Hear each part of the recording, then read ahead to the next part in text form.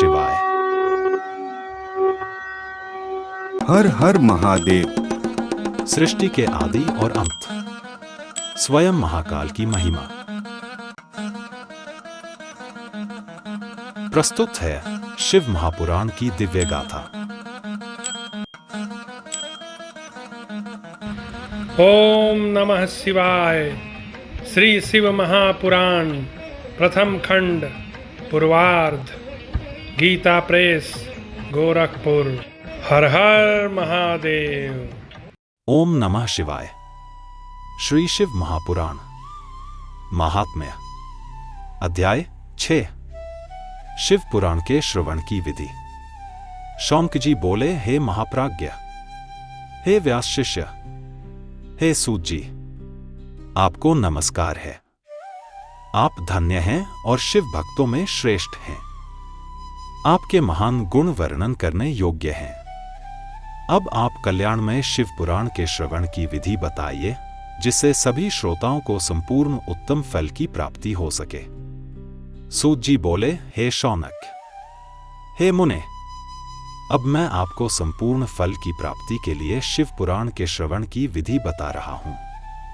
सबसे पहले किसी ज्योतिषी को बुलाकर दान और मान से संतुष्ट करें और अपने सहयोगी लोगों के साथ बैठकर बिना किसी विघ्न बाधा के कथा की समाप्ति होने के उद्देश्य से शुद्ध मुहूर्त का अनुसंधान कराएं। तत्पश्चात प्रयत्न पूर्वक देश देश में स्थान स्थान पर यह शुभ सूचना भिजवाएं कि हमारे यहाँ शिव पुराण की कथा होने वाली है। अपने कल्याण की इच्छा रखने वाले लोगों को अवश्य पधारना चाहिए। कुछ लोग भगवान श्रीहरि की कथा में अधिक लगाव रखते हैं और स्त्रियां, शूद्र आदि भगवान शंकर की कथा कीर्तन से वंचित रह जाते हैं। उन सबको भी बुलाने का प्रबंध करना चाहिए। देश देश में जो भगवान शिव के भक्त हों तथा शिव कीर्तन और श्रवण के लिए उत्सुक हों, उन्हें आदरपूर्वक निमंत्रित करना चाहिए। उन्हें कहना चाहिए कि यहाँ सत्पुरुषों का आनंद देने वाला समाज तथा अति अद्भुत उत्सव होगा, जिसमें शिव पुराण का पारायण होगा। श्री शिव पुराण की रसमयी कथा के श्रवण के लिए आप लोग प्रेम पूर्वक शीघ्र पधारने की कृपा करें। यदि समय का अभाव हो तो प्रेम पूर्वक एक दिन के लिए भी आइए। कथा में क्षण भर बैठने का सौभाग्य भी दुर्लभ है। अतः विनय और प्रसन्नता पूर्वक श्रोताओं को निमंत्रण देना चाहिए और आए हुए लोगों का आदर सत्कार करना चाहिए। शिव मंदिर, तीर्थ, वन प्रांत अथवा गृह में भी शिव पुराण कथा सुनने का उत्तम स्थान बनाना चाहिए। कथा भूमि को लीपकर शुद्ध करना चाहिए और धातु आदि से उसे सुशोभित करना चाहिए। महोत्सव के साथ साथ वहां सुंदर व्यवस्था करनी चाहिए। अनुपयोगी घर सामान को हटाकर घर के किसी एकांत कोने में सुरक्षित रख देना चाहिए। केले के खंभों से सुशोभित एक ऊंचा कथा मंडप तैयार कराएं। उसे सब और फल फूल आदि से तथा सुंदर चंदोवे से अलंकृत करें। चारों ओर ध्वज पताका लगाकर विविध सामग्री से सजाएं। भक्ति के साथ की गई सजावट सबको आनंद देने वाली होती है। भगवान शंकर के लिए दिव्य आसन का निर्माण करना चाहिए और कथावाचक के लिए भी एक सुखद आसन की व्यवस्था करनी चाहिए। श्रोताओं के लिए भी यथायोग्य सुंदर स्थान बनाना चाहिए। अन्य लोगों के लिए सामान्य स्थान की व्यवस्था करनी चाहिए। विवाह उत्सव जैसी उल्लासपूर्ण मनस्थिति इस अवसर पर रखनी चाहिए। अन्य लौकिक चिंताओं को छोड़ देना चाहिए। वक्ता उत्तर दिशा की ओर मुख करे और श्रोता पूर्व दिशा की ओर मुख करके बैठें। कहीं कहीं यह भी कहा गया है कि पूज्य और पूजक के बीच पूर्व दिशा हो अथवा वक्ता के सामने श्रोताओं का मुख हो। पौराणिक वक्ता जब व्यासासन पर बैठे हों, तब तक कथा समाप्ति से पहले किसी को नमस्कार नहीं करना चाहिए। पुराण का ज्ञाता चाहे बालक हो, युवा, वृद्ध, दरिद्र अथवा दुर्बल, पुण्य चाहने वालों के लिए सदैव वंदनीय और पूज्य होता है। जिसके मुख से निकली वाणी प्राणियों के लिए कामधेनु के समान अभीष्ट फल देने वाली होती है, उस पुराण वक्ता को तुच्छ नहीं समझना चाहिए। संसार में जन्म या गुणों के कारण बहुत गुरु होते हैं, परंतु उन सब में पुराण का ज्ञाता ही परम गुरु है। करोड़ों योनियों में जन्म लेकर दुख भोगते हुए प्राणियों को जो मुक्ति प्रदान करता है, उससे बड़ा कोई गुरु नहीं हो सकता। पुराण वक्ता पवित्र, दक्ष, शांत, ईर्ष्या पर विजय पाने वाला, साधु, दयालु और वाक्पटु होना चाहिए। ऐसा विद्वान ही इस पुण्यमयी कथा का वर्णन करे। सूर्योदय से आरंभ कर 3:30 प्रहर तक शिव पुराण कथा का पाठ करना उचित है। जो धूर्त, दुराचारी और विवाद प्रिय लोग हों, उनके सामने कथा नहीं कहनी चाहिए। दुष्टों से भरे, डाकुओं से घिरे स्थान पर अथवा दुर्जनों के घर पर भी यह पवित्र कथा नहीं कहनी चाहिए। मध्याह्न में थोड़ी देर कथा का विराम होना चाहिए, जिससे श्रोता शौच आदि से निवृत्त हो सके। कथा प्रारंभ से एक दिन पहले वक्ता को व्रत ग्रहण के लिए क्षौर करा लेना चाहिए और कथा के दिनों में नित्य कर्म संक्षेप में ही कर लेना चाहिए। वक्ता के पास उसकी सहायता के लिए एक और विद्वान होना चाहिए, जो शंका का समाधान कर सके और लोगों को ठीक से समझा सके। विघ्नों की निवृत्ति के लिए गणेश जी की पूजा करें और भगवान शिव तथा शिव पुराण ग्रंथ की भक्ति पूर्वक पूजा करनी चाहिए। श्रोता को तनमन से शुद्ध, प्रसन्नचित्त होकर आदर पूर्वक कथा सुननी चाहिए। परंतु जो वक्ता या श्रोता अनेक कर्मों में भटक रहे हों, काम आदि षड्विकारों से युक्त हों, स्त्रैण हों या पाखंडवादी हों, वे पुण्य के भागी नहीं होते। जो लौकिक चिंताओं को छोड़कर कथा में मन लगाते हैं, वही उत्तम फल प्राप्त करते हैं। श्रद्धा और भक्ति से युक्त, अन्य कार्यों में आसक्त न रहने वाले, मौन और शुद्धचित्त श्रोता ही पुण्य के भागी होते हैं। जो भक्तिरहित होकर कथा सुनते हैं, उन्हें श्रवण का कोई फल नहीं होता और वे जन्म जन्मांतर में दुख भोगते रहते हैं। जो लोग यथाशक्ति पूजन किए बिना ही कथा सुनते हैं, वे अपवित्र और दरिद्र बनते हैं। कथा कहे जाते समय बीच में ही जो लोग उठकर अन्यत्र चले जाते हैं, जन्मांतर में उनकी स्त्री आदि संपत्तियां नष्ट हो जाती हैं। जो पुरुष सिर पर पगड़ी आदि धारण करके इस कथा का श्रवण करते हैं, उनके पापी और कुलकलंकी पुत्र उत्पन्न होते हैं। जो पुरुष पान चबाते हुए इस कथा को सुनते हैं, उन्हें नरक में यमदूत उनकी ही विष्ठा खिलाते हैं।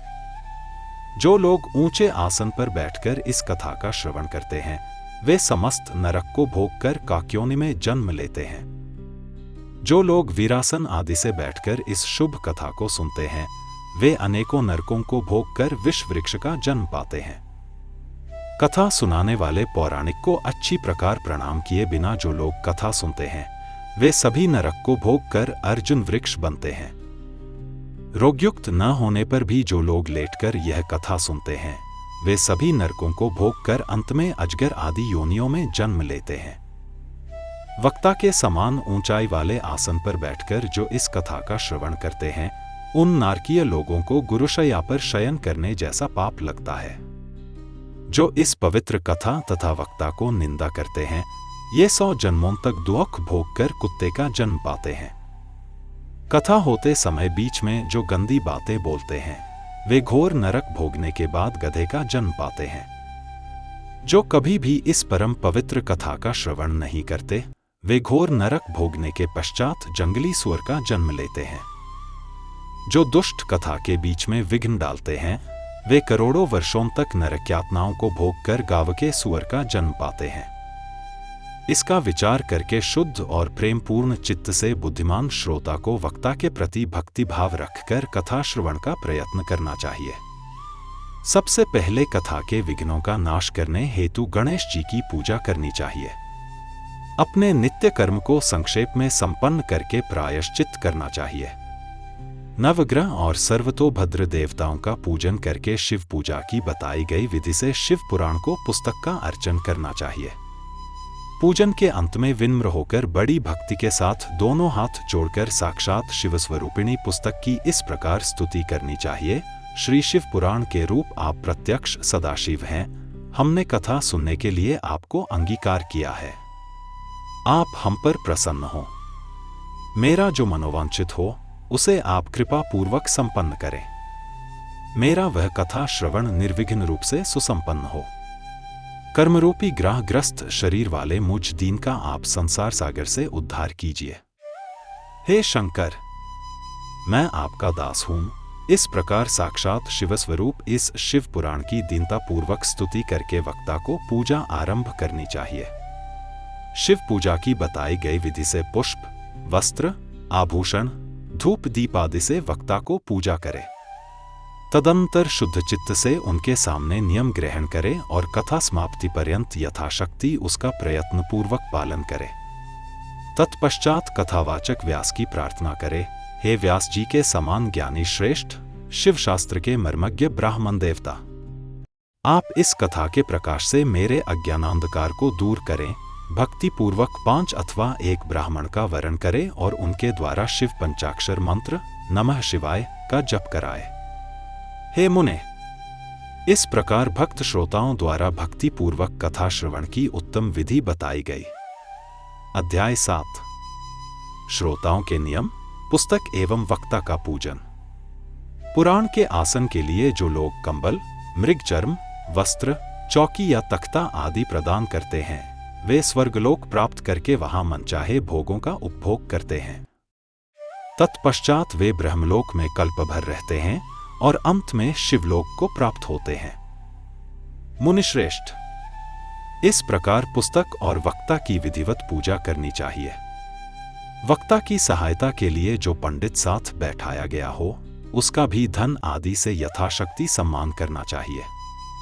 सभा में आए ब्राह्मणों को अन्न धन आदि दान करना चाहिए और गीत, वाद्य तथा नृत्य के साथ महान उत्सव करना चाहिए।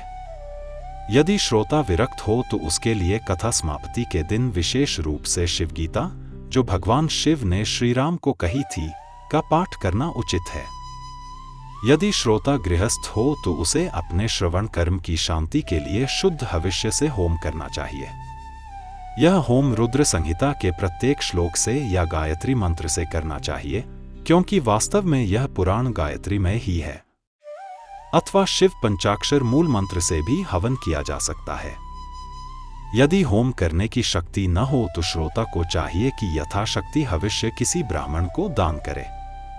न्यूनता या अधिकता के दोष निवारण के लिए भक्ति भाव से शिव सहस्र नाम का पाठ करना चाहिए या उसका श्रवण करना चाहिए।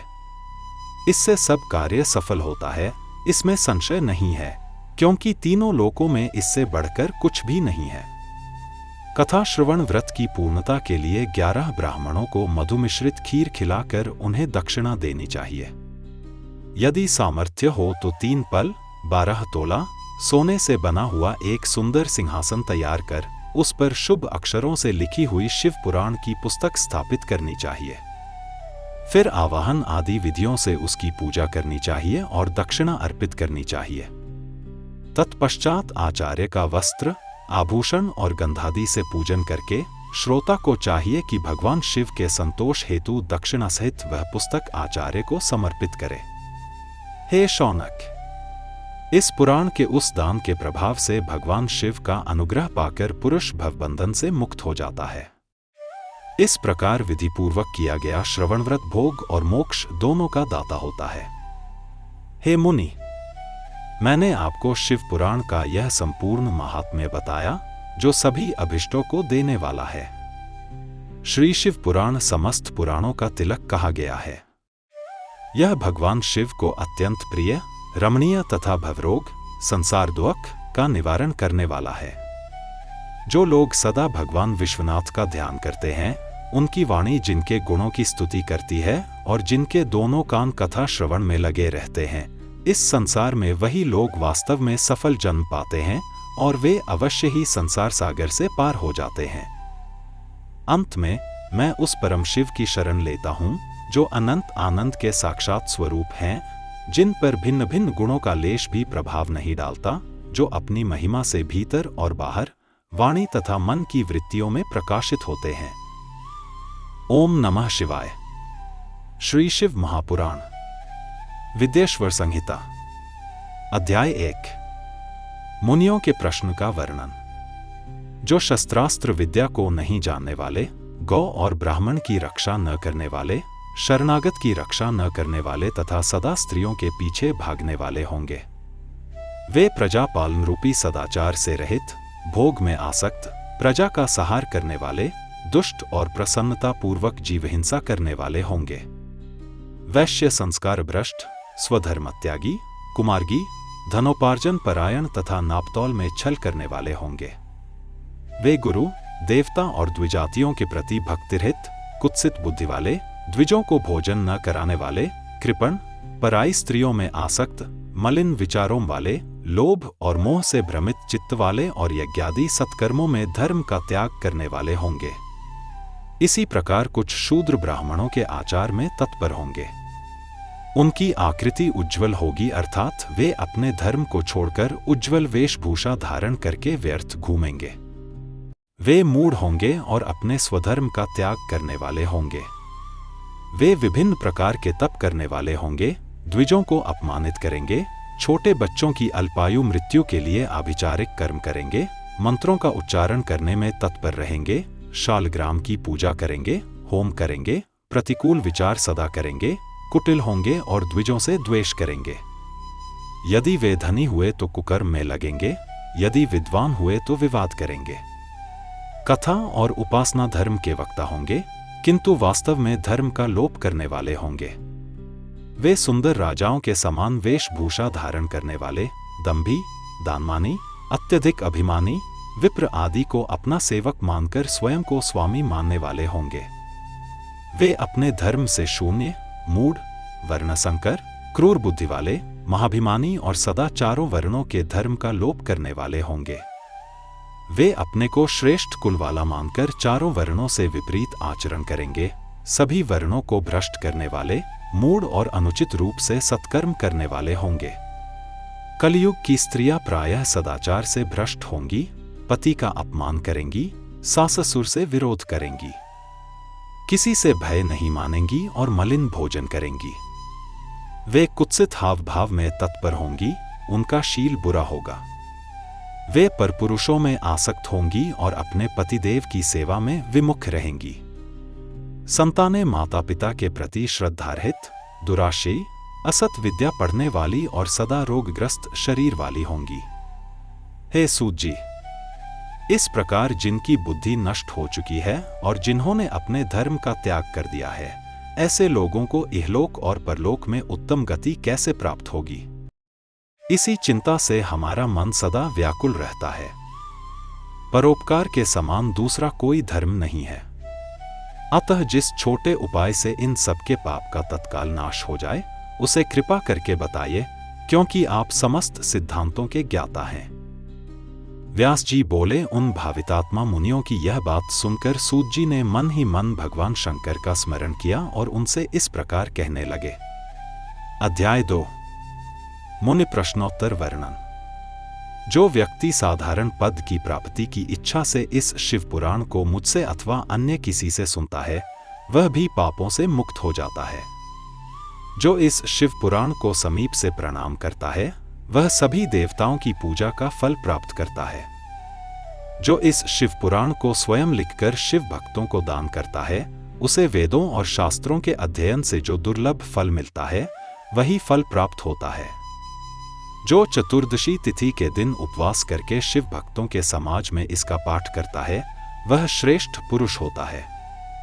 शिव पुराण के प्रत्येक अक्षर से उसे गायत्री जप के पुरश्चरण के समान फल प्राप्त होता है। इस लोक में सब प्रकार की इच्छाओं को भोग कर अंत में मोक्ष को प्राप्त करता है। जो चतुर्दशी की रात में उपवास पूर्वक जागरण करके शिव पुराण का पाठ करता है या सुनता है, उसे वही पुण्यफल मिलता है जो कुरुक्षेत्र आदि समस्त तीर्थों में सूर्य ग्रहण के समय दान करने से मिलता है। जो दिन रात शिव पुराण का गान करता है, उसकी आज्ञा की प्रतीक्षा इंद्र सहित समस्त देवता करते हैं। इस शिव पुराण का पाठ करने वाले या सुनने वाले व्यक्ति का प्रत्येक सत्कर्म कोटि गुना फल देता है। जो ध्यान पूर्वक रुद्र संहिता का पाठ करता है, वह यदि ब्रह्महत्या का पापी भी हो तो 3 दिनों में पवित्र हो जाता है। जो भैरव की मूर्ति के पास मौन होकर रुद्र संहिता का प्रतिदिन 3 बार पाठ करता है, वह अपनी सभी कामनाएं पूरी कर लेता है। जो वट और बेल वृक्ष की परिक्रमा करते हुए रुद्र संहिता का पाठ करता है, वह ब्रह्महत्या जैसे दोष से भी मुक्त हो जाता है। रुद्र संहिता से भी श्रेष्ठ कैलाश संहिता कही गई है, जो ब्रह्मस्वरूप और प्रणव के अर्थ को प्रकाशित करने वाली है। उसका संपूर्ण महात्म्य केवल भगवान शंकर जानते हैं, आधा व्यास जी जानते हैं और उसका आधा मैं जानता हूं।